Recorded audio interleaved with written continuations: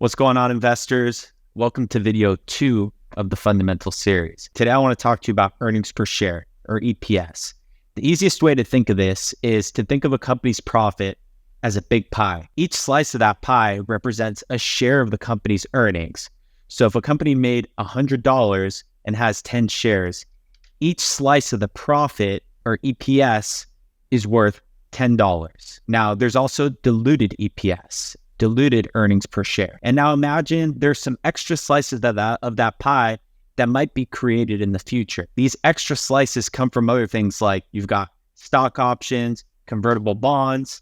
So what diluted EPS considers is the possibility that these extra slices might be added to the pie in the future, making each existing slice smaller. It's like saying, what if more people want a piece of this pie later on?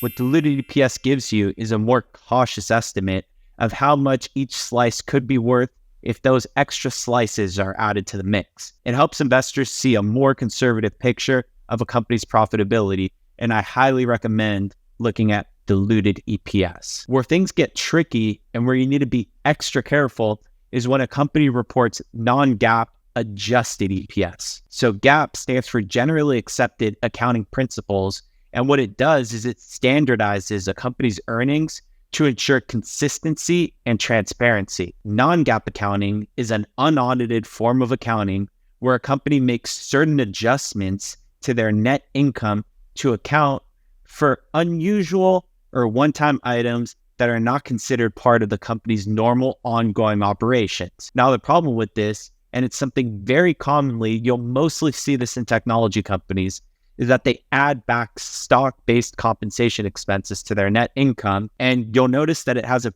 pretty drastic impact on these financial statements. So let's take, for example, the company RingCentral. Ticker is RNG if you want to go ahead and check it out on MarketSmith. On MarketSmith, it shows that they're profitable and consistently growing their earnings quarter over quarter.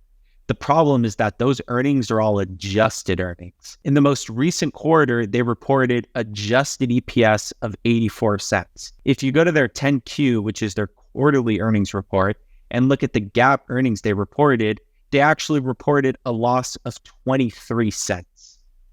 Their loss from operations has been headed in the right direction, but all of their reported income came from adding back that stock-based compensation, which, if you think about it, is a real expense. Just because you don't have to pay your employees cash doesn't mean they're working for free. And I'm not saying RingCentral is a bad company and that they have a flawed business model, but if you really want to understand your investment, you've got to do your own due diligence and have all the proper resources and information to make the proper assessment yourself. So next time you see a company's reported EPS, make sure to check if it's adjusted and if it's fully diluted. Happy investing.